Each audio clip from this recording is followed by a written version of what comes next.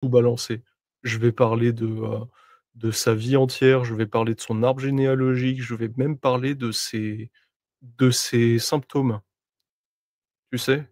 Mmh. Les, Comme heu, les bourdonnements d'abeilles, heu, le fait qu'il titubait pendant qu'il avait la révélation, ses tentatives de suicide, le fait qu'il avait eu des révélations dans les accoutrements de Aïcha, ce genre de choses. Là, par contre, je vais vraiment tout balancer sur lui. Ça va être drôle. ah ben, écoute, j'ai hâte de voir ça. Donc on était là.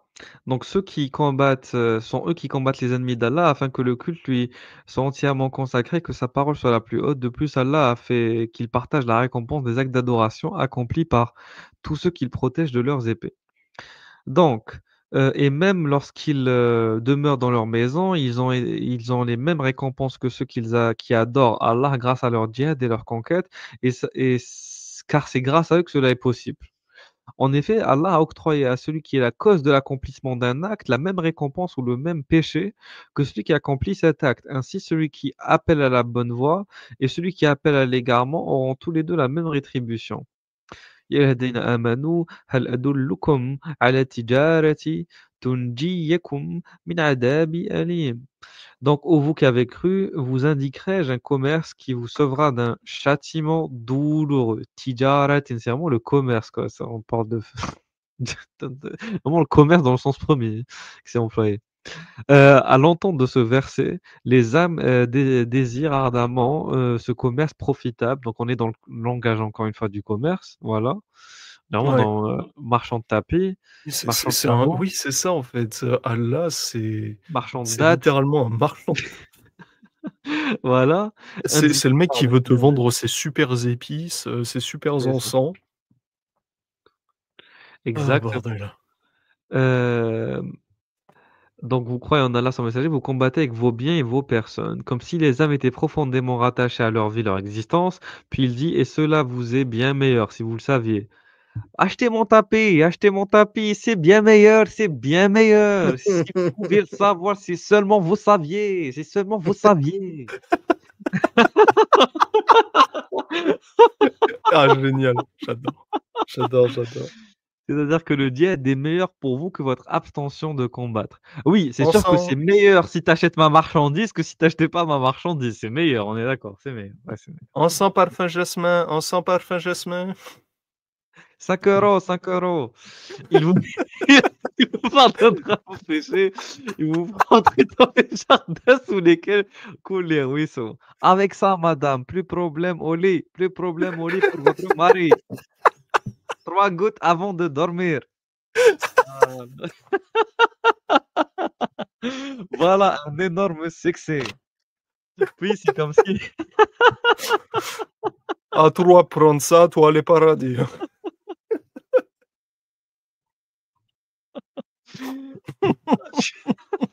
là, c'est bon, ça part en couille. Ouais, tu peux pas prendre moi, je pourrais pas prendre cette idéologie au sérieux, c'est pas possible. On peut pas Tant mec, on peut pis, c'est pas, comme si on les sait âmes trop. avaient demandé ben oui, c'est ceci la récompense dans l'au-delà, mais qu'a-t-il de nous dans le bas monde? Ah, ça, c'est une bonne réponse. Oui, il y a quoi ici, putain? OK, il y a ça dans l'au-delà, mais il y a quoi ici? Quoi ici? Il vous accordera Ah, il y a d'autres trop. choses que vous aimez bien, un secours venant d'Allah, une victoire prochaine. Ma foi, comme ces paroles sont belles, comme elles accrochent les cœurs, les cœurs. Elles comme et grande attirance vers elles et comme elles conduisent vers leur Seigneur. Comme elles sont agréables au cœur de tout amoureux. Comme est grand le contentement du cœur et sa vie plus savoureuse lorsqu'on l'informe sur leur signification, demandant à Allah de nous accorder les faveurs. Ah! Allah a également interdit, donc qu'est-ce qu'il a c'est pas interdit, ce qu'il m'a également dit: «Ferez-vous de la charge de donner à boire aux pèlerins d'entretenir la mosquée sacrée des devoirs comparables au mérite de celui qui croit en Allah et au jour dernier et lutte dans le sentier d'Allah, ils ne sont pas égaux auprès d'Allah. Ah! Et Allah ne guide pas les gens injustes. Ceux qui ont cru et qui ont émigré, qui ont lutté par leurs biens et leurs personnes dans le sentier d'Allah ont des rangs plus hauts auprès de lui. et ce sont eux les victorieux. Leur Seigneur leur annonce de sa part miséricorde et agrément et des jardins où il y aura pour eux un délice permanent où ils y demeureront éternellement. Donc, espèce de connard, toi qui passé ton temps à donner à boire aux pèlerins, entretenir la mosquée sacrée. Hein? Toi en France qui t'engrossit au kebab, hein? Au kebab, hein? En train de percevoir le RSA. Toi, ton mérite, c'est pas comparable à ceux qui sont partis en Syrie. Sale merde! Sale merde! Voilà, toi, tu auras pas le jardin, hein, avec les gonzesses, au gros cul et au gros sein. Toi, tu auras pas ça, sale merde. Tu auras pas ça. Allah, il est pas content de toi. Il est pas content de toi. Tu es un connard. Tu es un connard. Moi, je vous traduis le verset dans le concret, les gars. Parce qu'il faut savoir dépasser, hein, la fameuse, éloquence de la langue arabe et la traduction française qui tente trop de restituer la littéralité des mots employés et pas assez l'esprit qu'il y a derrière l'évocation de ces derniers. Voilà. Moi, je vous parle concrètement. Régulus, il vous donne le sens caché. Voilà, le sens caché. C'est ça que ça veut dire. Dans l'ambiance dans laquelle c'est raconté, c'est ça que ça veut dire. Donc Allah nous informe que pour lui, ceux qui entretiennent la mosquée sacrée, en y accomplissant la retraite pieuse, et la circambulation et la prière, tel est le sens de l'entretien de la mosquée mentionné dans le Coran. Et ceux qui donnent à boire aux pèlerins ne sont pas égaux avec ceux qui accomplissent le djihad pour la cause d'Allah. Vous n'êtes pas égaux. Il nous a informé que les croyants combattants les plus hauts rang auprès de lui, que ceux qui sont victorieux et ceux à qui il a fait l'annonce de la miséricorde, de l'agrément et des jardins du paradis. Allah a donc nié l'égalité entre les combattants et ceux qui demeurent dans la mosquée sacrée, en y accomplissant toutes sortes d'adorations. Donc, ne peupleront les mosquées d'Allah que ceux qui croient en Allah et au jour dernier accomplissent la salat, s'acquittent la zakat et ne craignent qu'Allah. Il se peut que cela soit du nombre des bien guidés. Ah, il se peut, peut-être, on ne sait pas trop, il se peut. C'est pas trop sûr, hein, mais il se peut. Ah, il se peut. C'est très probable, mais en même temps non, tu vois? Voilà, Tu as quand même une chance, mais en même temps non. Donc exact. comment dire? Accumule plus de hasanat. Vas-y, vas-y, vas-y. Va au Fais des djihad. Donc, doigts, fais ça des pour te dire, va au invocations, djihad, va au djihad, va au djihad. c'est ça. Tels Oh sont ceux putain. qui peuplent la mosquée sacrée. Malgré cela, ceux qui accomplissent le djihad ont un rang plus élevé. C'est-à-dire que vous avez un niveau bas, vous êtes bas, bas, bas, bas, bas, un rang très bas. Vous êtes en bas. Parce Vous que êtes ceux des qui vont au merdes. djihad, exactement, vous êtes des merdes. Ceux ne sont pas égaux, ceux d'écran qui restent chez eux, sauf ceux qui ont quelques infirmités. Voilà, donc si t'as pas de jambes, c'est pas grave. Par contre, si t'en as et que tu pars pas, c'est pas normal.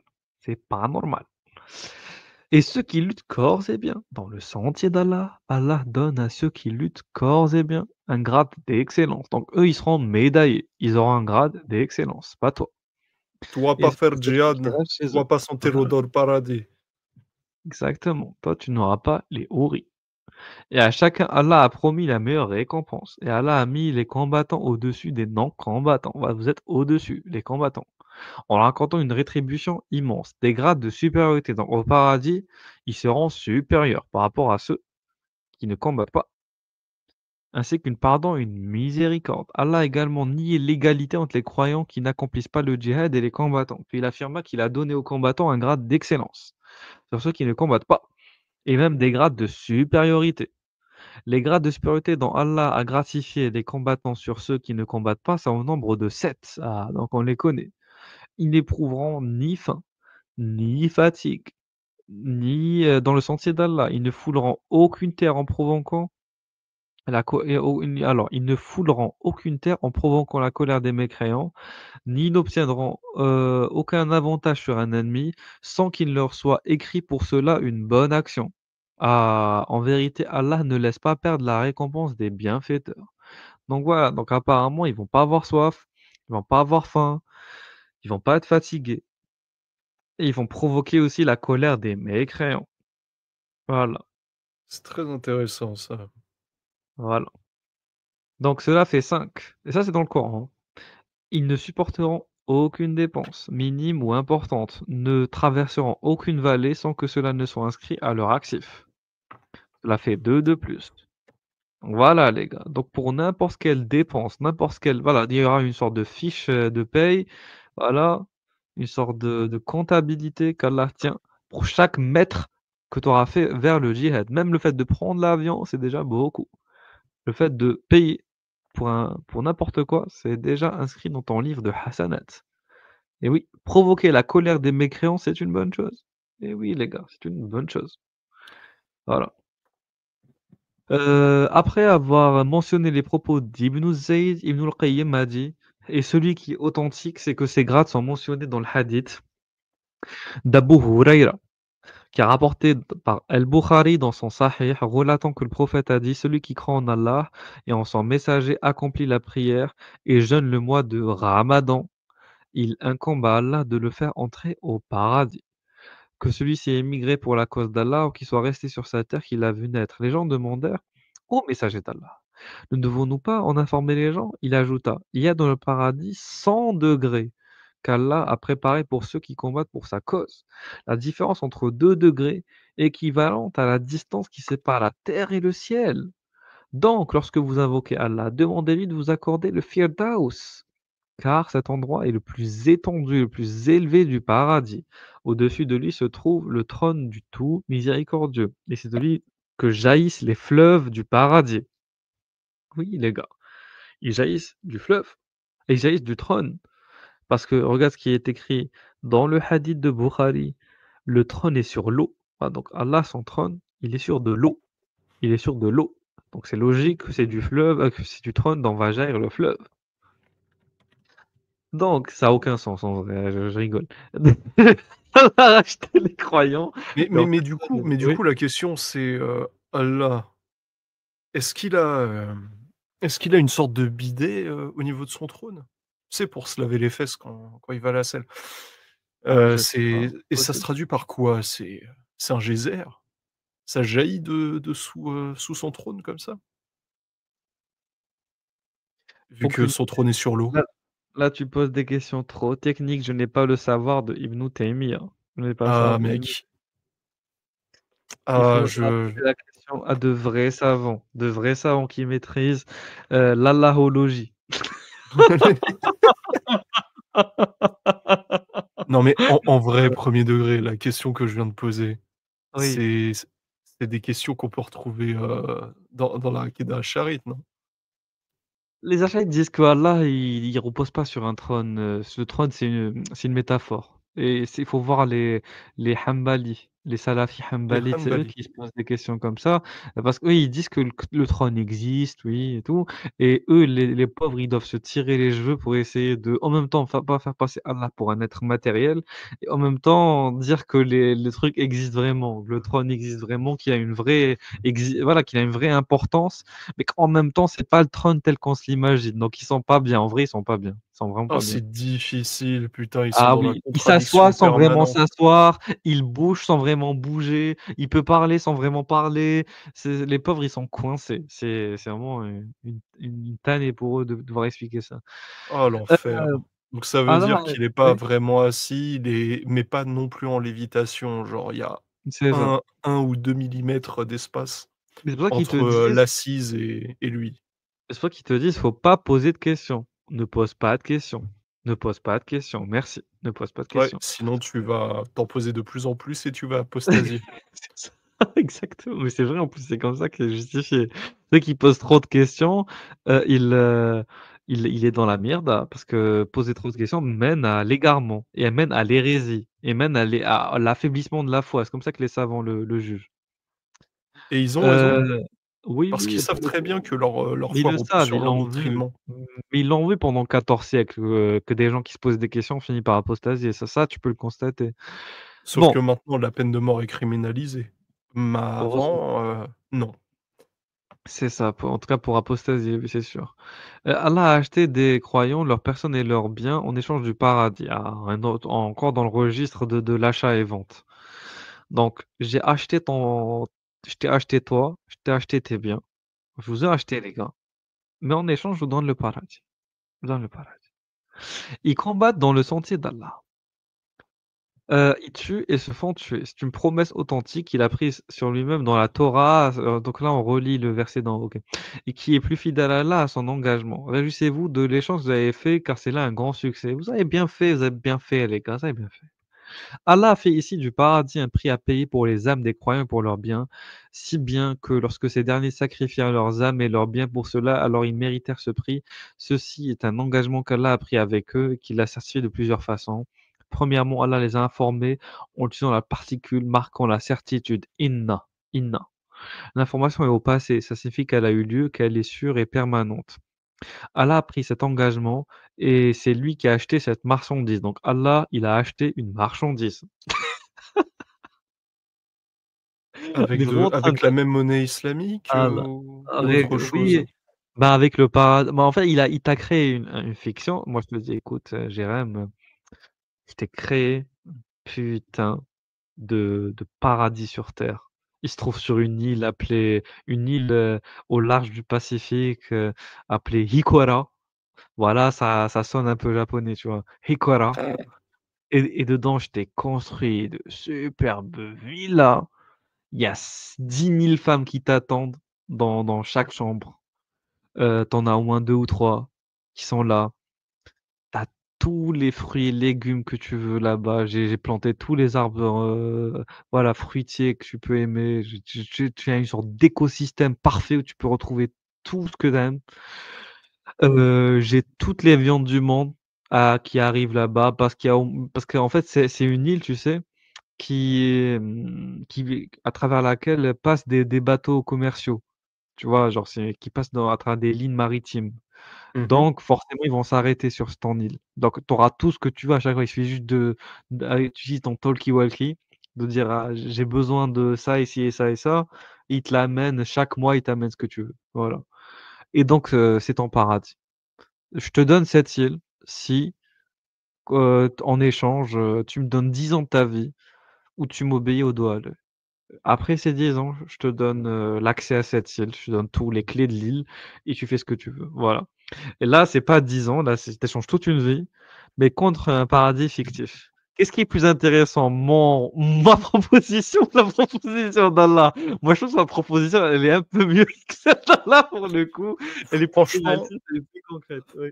franchement, ouais, par contre 10 000 femmes, bon, ça va vite devenir l'enfer.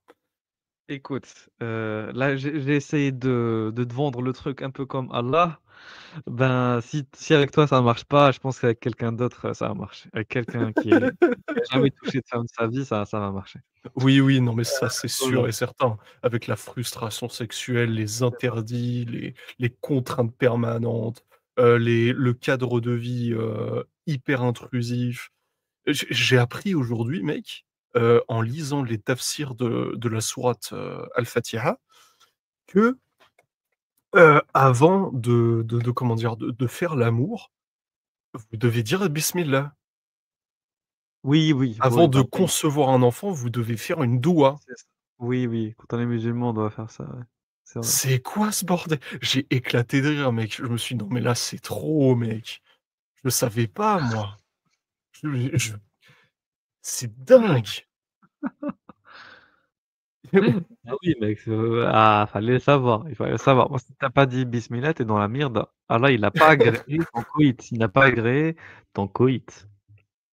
Bon, je continue. Vas-y, Allah continue. a affirmé donc Allah a pris donc il a acheté la marchandise. Allah a affirmé il a promis de donner ce prix, donc le paradis et Allah ne trahit jamais ni ne délaisse sa promesse. C'est vrai que jusque-là, on a tout on j'ai voilà, à chaque fois que quelqu'un fait une promesse avec Allah, il s'est garanti, il a toujours ce qu'il cherche. C'est vrai. Apparemment, c'est vrai. Donc Allah a utilisé la particule Allah, marquant l'obligation en annonçant à ses serviteurs que cette promesse lui incombe, promesse qui s'est imposée à lui-même. Allah a certifié qu'il s'agit d'un engagement pris sur lui. Allah nous a informés sur l'endroit où cet engagement a été pris, dans ses meilleurs livres descendus des cieux qui sont la Torah, l'Évangile et le Coran, bien sûr, évidemment, hein, c'est sûr que c'est de bons engagements. Allah a informé ses serviteurs avec une fausse interrogation qu'il n'y a personne de plus fidèle que lui dans son engagement. Donc, en utilisant une question rhétorique, OK, et qui est une figure de style consistant à poser une question qui n'attend pas de réponse, cette dernière étant connue par celui qui la pose. OK, donc il a fait une question en plus il a fait une question rhétorique, c'est pire encore, c'est vraiment merdique pour un dieu soi-disant sage. Allah leur a ordonné de se réjouir de cet engagement et de s'annoncer les uns aux autres la bonne nouvelle. De ceux pour qui cet engagement s'est réalisé et qui s'y sont tenus dès lors où on peut affirmer une autre éventualité certifiant qu'ils n'ont pas tenu cet engagement et qu'ils ne sont pas exposés à quelque chose qui aurait pu l'annuler. Allah leur a certifié de manière sûre que l'échange qu'ils ont fait était un énorme succès et l'échange dont il est question ici est la marchandise qu'ils ont pris en échange de ce prix, leur vie et leurs biens, c'est-à-dire le paradis. Quant à sa parole, réjouissez-vous de l'échange que vous a fait Allah donc. Cela signifie que vous avez marchandé, monnaie. Puis Allah a décrit ceux qui ont conclu ce contrat, dans le verset suivant. Il n'est question là de personne d'autre que qu'eux. Ils sont ceux qui se repentent de ce que Allah a en aversion, donc qui adorent Allah avec, ce qu'ils aiment comme adoration, qui louent Allah pour ce qu'eux aiment et détestent, qui voyagent. Le voyage fut interprété comme étant le jeûne, le voyage pour apprendre la science religieuse et le djihad, voilà. Donc toujours le djihad dans le lot. Voilà, pour ceux qui font le djihad pour Allah ou le voyage pour Allah, parce que voyager dans le djihad, dans le sens du djihad, donc Allah, là, il leur donne le paradis. Le verset nous enseigne l'importance de l'âme humaine, sa grandeur et son immense valeur. Lorsque tu ignores l'importance d'une marchandise, alors regarde qui est celui qui l'achète, quel est le prix offert en contrepartie pour elle et qui tient dans sa main le contrat de vente. La marchandise est l'âme humaine, celui qui l'achète est Allah et son prix est les jardins des délices, le paradis. Et ceux qui concluent ce contrat sont les meilleurs êtres. Donc on est vraiment dans un langage de commerce. Voilà. C'est Voilà. dingue! Putain, j'ai Oui, vraiment l'impression que tu me c'est cites totalement un assumé. contrat d'embauche, là. Et c'est vraiment assumé. C'est Un pas, entretien d'embauche, tous les pardon. apostats qui a exactement, oui, c'est ça, c'est un peu un CDD, on dirait, contrat par intérim, ben, c'est un peu ça. Ben, là, tu vois, c'est pas les apostats qui ont rédigé ça, parce qu'on croyait que c'est un apostat qui a rédigé ça, qui veut faire passer Allah pour un commerçant. Non, non, c'est les musulmans eux-mêmes qui rédigent ça. Il y a aucun souci. Ils assument totalement. Il y a que les débiles, qui pensent que c'est pas assumé. Et surtout que Voilà. là, c'est un contemporain dont on parlait, c'est pas n'importe qui, Oui, en plus. dans le sunnisme, en tout cas. Exactement, exactement. Donc Un donc tous ceux qui vont dire: «Ouais, ça a été, modifié, ça a été mal traduit, ça a été fait par des apostats ou des gens qui veulent salir l'islam». Non, non, absolument non, pas. non. Donc cette faveur est suffisante, de l'honneur et du rang élevé jusqu'à autre chose qu'Allah a mentionné dans le Coran, la description de la récompense des combattants, l'importance de leur rang, l'excitation des sentiments, la demande du sacrifice pour l'appel à l'islam, l'envoi de la force et du courage dans les êtres humains, et que l'exhortation à la détermination, à la fermeté. Allah est leur soutien et celui qui les renforce avec les anges combattants. Donc Allah vous a bien donné la victoire. Lorsque je disais aux croyants, ne vous suffit-il pas que votre Seigneur vous fasse descendre en aide 3 milliers d'anges, mais oui, si vous êtes endurant et pieux, et qu'ils les ennemis vous assaillent immédiatement, votre Seigneur vous enverra un renfort, 5000 anges marqués distinctement, et Allah ne le fit que pour vous annoncer une bonne nouvelle, et pour que vos cœurs s'en rassurent. La victoire ne peut venir que d'Allah, le puissant et le seul. Apparemment, c'est vrai, dans le Coran et après d'après les récits islamiques, il y aura une bataille pendant laquelle il y a eu, justement 3 milliers d'anges qui sont venus, aider Momo et son armée, pour gagner. Voilà. Si tu la chercher, et t'en feras si tu veux un trade, parce que c'est drôle de dire qu'il y a 3000 anges qui sont descendus pour cette bataille-là, et ils sont pas descendus pour toutes les autres batailles que le prophète a perdues, quoi. Je pense que je vais parler justement de la numérologie dans les miracles scientifiques, du Coran. Ce sera un trait dédié à ça. Genre, la magnificence, l'incroyabilitude, je sais c'est pas français mais je m'en fous, l'incroyabilitude de la religion islamique, les 70 vierges, les 7000 anges, les 40 000 anges qui traînent, ou plutôt qui baladent, en portant des chaînes, une sorte de chariot ou un truc dans le genre dans l'enfer ou ce genre de conneries. 7 portes, de l'enfer avec, 400 pièces, 400 chaînes ou 4000 chaînes, qui traînent au plafond. Bref, En tout cas, la fameuse bataille, c'est la bataille de Badr. Tu vas aller chercher dessus et c'est dans cette bataille qu'il a envoyé 3000 anges et c'est mon mot toujours pour exagérer, il continue à dire, «Oui alors, si vous êtes vraiment pieux, là je vous envoie 5000 anges». Vraiment le truc du discours du connard, quoi. Je vous envoie 5000 anges. «Ne vous laissez pas combattre, ne vous affligez pas alors que vous êtes les supérieurs. Si vous êtes de vrais croyants, si une blessure vous atteint, pareille blessure atteint l'ennemi.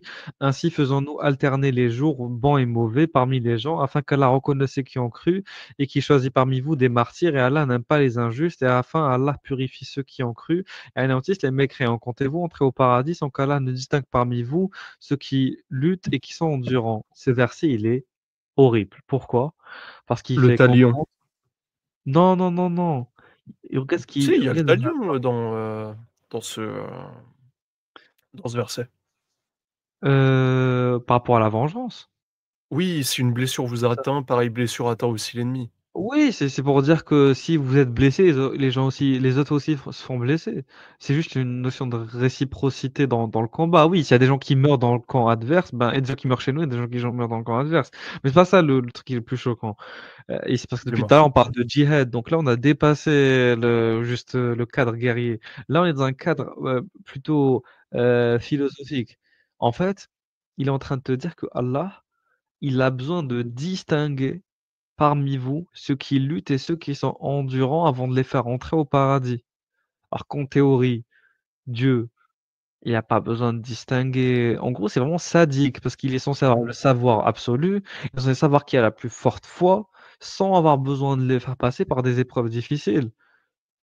Moi, si j'ai la capacité de lire dans les cœurs, soi-disant, dans le cerveau de quelqu'un, je peux savoir si vraiment lui, il est plus convaincu par mon bullshit que son voisin d'à côté. J'ai pas besoin de leur faire passer des tests, des examens, des épreuves. Si on fait passer des épreuves d'examen aux gens, c'est pour vérifier l'état de leurs connaissances, leur capacité d'analyse, leur capacité de calcul ou que sais-je. Mais pas on peut pas le deviner à l'avance. C'est pour ça chez nous, êtres humains, on fait passer la notion de test, d'examen. Voilà. Mais si on avait la capacité de le savoir, on ferait peut-être pas autant de tests et d'examens, aux gens pour deviner s'ils ont vraiment la capacité ou pas de faire telle chose, de par leur cognition, de par leur capacité nerveuse et Mmh. cognitive. Et là, Allah, c'est ce qu'il fait.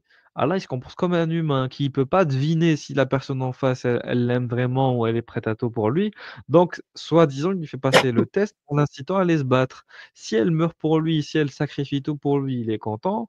Il va l'emmener soi-disant au paradis suprême, au dernier étage du paradis où il y a les gros culs et les fleuves de vin et de lait. Sinon, tu peux aller te faire foutre. Tu auras un paradis médiocre, voilà, parce que tu es pas allé au djihad. Et Allah, OK, il te met au paradis, mais il te donnera pas d'honneur comme il donnera d'honneur pour ceux qui sont allés combattre. Donc c'est un peu un filtre, le djihad. En fait, le djihad, c'est vraiment le meilleur des filtres. C'est, tu vas te battre, tu es quelqu'un de bien, et je te mets au-dessus de ma tête. Tu vas pas te battre, bon, je t'ai promis que j'allais te donner le paradis. Parce qu'il peut pas dire aux gens qui vont pas se battre qu'ils seront plus musulmans. Tu peux pas aller jusque-là. Tu vois, c'est un peu trop. Par contre, il va leur dire que c'est de mauvais musulmans, ou c'est pas assez de ce n'est pas assez de bons musulmans. Voilà, il peut genre les mépriser pour ça. Pour leur dire: «Vous avez pas la même niveau de piété et d'endurance et de ferveur religieuse que ceux qui sont allés combattre». Alors, Voilà. Régulus, il y a un Oui. commentaire très, très, très drôle et très intelligent que Sudosu vient de dire. C'est que celui qui ne fait pas de djihad, il aura un paradis bidonville. Exactement. Oui, ça, il connaît notre cœur, il doit nous tester. Je vais pas te tester si je connais ton cœur. Ça Paradis ça va Barbès. oui. Non, oui, n'importe Ah quoi. non, mais c'est excellent. Ah, vous êtes géniaux. Dans l'inventivité, la créativité, au niveau des blagues, les gars, vous êtes géniaux.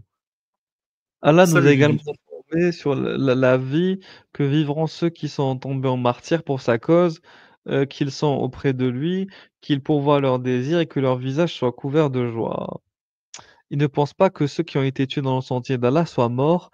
Au contraire, ils sont vivants auprès de leur Seigneur, bien pourvus et joyeux de la faveur qu'Allah leur a accordée, et ravis que ceux qui sont restés derrière eux et ne les ont pas encore rejoints, ne connaissent aucune crainte et ne soient point affligés. Ils sont ravis d'un bienfait d'Allah et d'une faveur et du fait qu'Allah ne laisse pas perdre la récompense des croyants. Ceux qui, quoique atteints de blessures, répondirent à l'appel d'Allah et du messager, il y aura une énorme récompense pour eux. Et voilà, pour ceux d'entre eux qui ont agi en bien et pratiquent la piété. Voilà. Et les croyants combattent dans le sentier d'Allah et ceux qui ne croient pas combattent dans le sentier du Tarout. Combattez donc les alliés du diable, la ruse du diable est faible. Donc voilà, si tu es du côté d'Allah, tu es bien. Si tu pas du côté d'Allah, tu es un allié du diable, carrément. Tu es un allié du diable. Le Tarout, c'est quoi? Pour ceux qui comprennent pas, oui, Régulus, c'est quoi, Tarout? Bah, c'est un terme désignant tout ce qui est adoré en dehors d'Allah. Voilà, tout simplement. Donc Macron, c'est un Tarout, parce que pour certains, on adore Macron, voilà, soi-disant. Mmh. Voilà, et, et qui agrée cette adoration pour le cas d'un être humain. Donc c'est un peu désigné un être vivant, voilà, mais aussi un objet inanimé comme un arbre, un rocher, etc. Donc n'importe quoi peut être un Tarout, donc du moment que c'est pas Allah et du moment que tu l'adores. Voilà.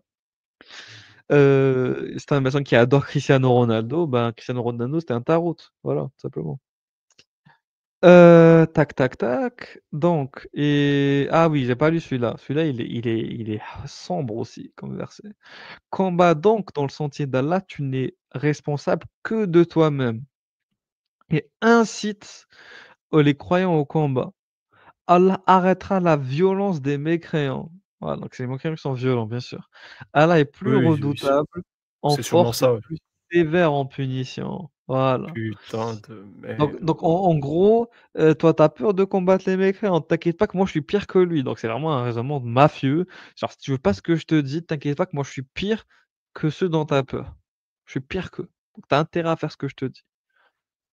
Qui combattent donc dans le sentier d'Allah, ceux qui ont troqué la vie présente contre la vie future, et quiconque combat dans le sentier d'Allah, tué ou vainqueur, nous lui donnerons une énorme récompense, ainsi que les versets suivants. Regarde donc, cher frère, comment Allah incite les braves à élever sa parole, à protéger les faibles, à secourir les opprimés.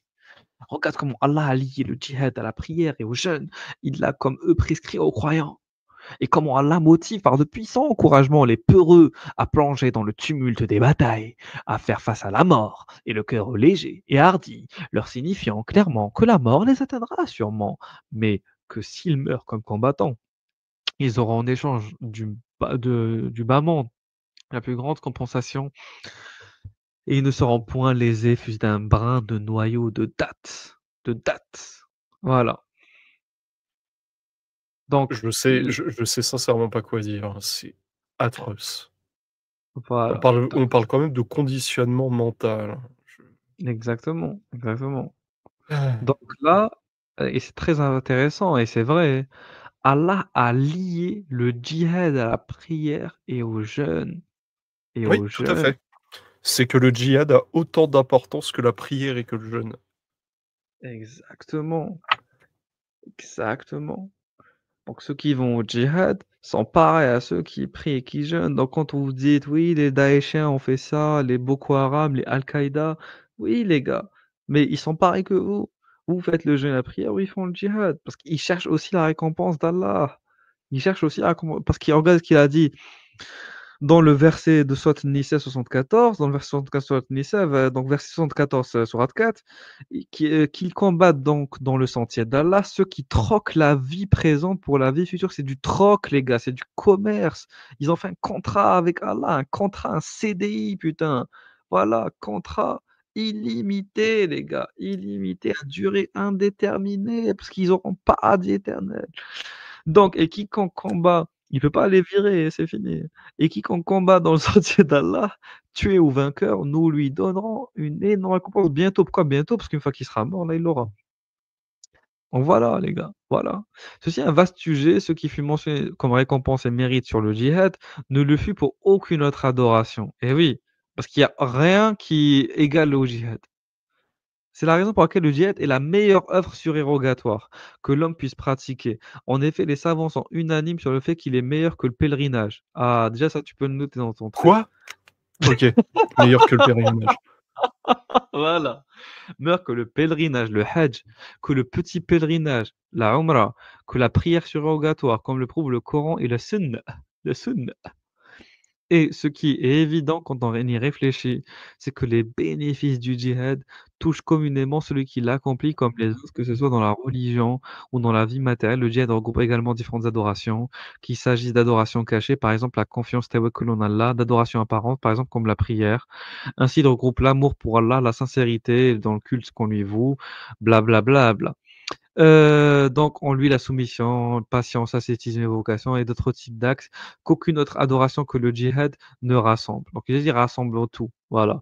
Genre toi tu pries, mais dans le djihad aussi, ils prient les djihadistes. Oui, tout à fait. Djihadi À l'heure de la voilà, djihadistes prière, ils religieux, doivent, voilà, c'est ça, d'ailleurs, il y a toute une jurisprudence pour dire, oui, que fait-on quand il y a l'appel à la prière? Est-ce qu'on c'est doit ça. s'arrêter ou est-ce qu'on doit se battre? Exactement, c'est vrai en plus, c'est vrai. Par contre, regarde les notes de bas de page. De nos jours, le djihad n'est pas une œuvre surrogatoire, mais une obligation individuelle qui Oui. doit être accomplie obligatoirement par tout musulman, à l'instar de la prière, de la zakat et du jeûne du mois de Ramadan, jusqu'à ce que toutes les terres qui furent jadis musulmanes reviennent sous le gérant de l'islam. Pour plus de détails, nous Oh t'invitons à putain. regarder notre traduction du livre Rejoins la caravane qu'on lira un autre jour. Rejoins la caravane. Allez mon frère, rejoins la caravane du Cheikh Abdallah Azam. Qu'Allah lui fasse miséricorde. Merci monsieur Azam de nous donner ces livres pour piner votre idéologie. Mmh. Heu, comme le dirait Ruhen. Merci Ruhen pour ces belles expressions. À ce Et il a sujet, totalement raison, je le rejoins. voilà, il est rapporté dans les 2 Sahih, d'après Abu Huraira qui relate: «J'ai entendu le messager d'Allah dire: Par celui qui tient mon âme dans sa main, s'il n'y avait pas des hommes parmi les croyants qui désapprouveraient de ne pas, pouvoir m'accompagner pour le djihad et pour qui je ne trouve pas de mentir, je ne me serais jamais absenté d'une expédition qui combat pour la cause d'Allah». Ah! Tu as compris ou pas? Non, pas vraiment. Tu peux Par développer un celui petit peu? qui tient mon âme, Ouais. s'il Oui, n'y donc avait pas Allah, ouais. des hommes parmi les croyants qui Oui, désapprouvaient de ne pas pouvoir m'accompagner pour le djihad et pour qui je ne trouve pas de monture, je ne serai ouais. jamais absenté d'une expédition qui combat pour la cause d'Allah.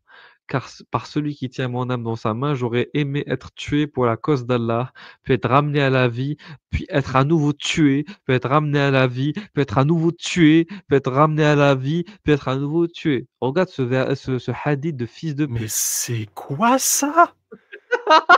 Mais c'est C'est quoi ça? Attends, c'est quoi la référence? Je connaissais pas celui-là. Il se trouve dans Mais les c'est un 2 truc de ouf sahih. ce hadith! Abu Huraïra ce hadith, c'est un supra hadith, 2 sahih et 2 sahih. Il se trouve dans hadith al-Bukhari, donc le recueil de Bukhari, le livre du djihad. C'est ça qu'il faut lire les livres du djihad.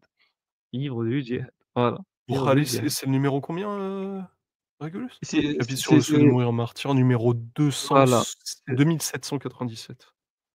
2797. C'est noté, c'est dans la boîte. voilà. Donc il faut voir. Donc et le messager d'Allah aspira à cela à travers sa vie, par sa fermeté, son courage et sa patience. Il informa sur les récompenses immédiates dans ce bas monde et futur, dans l'au-delà, qu'obtiendront les combattants, blablabla. C'est intéressant. Qu'obtiendront les combattants à la cause d'Allah sur les types de maux qu'Allah repousse grâce au djihad, ainsi que la puissance, l'établissement sur la terre et gloire qui auront lieu grâce à lui. Alors, qu'est-ce qu'il a dit Momo? Momo a dit: «Il y a dans le paradis 100 degrés qu'Allah a préparés pour ceux qui combattent pour sa cause.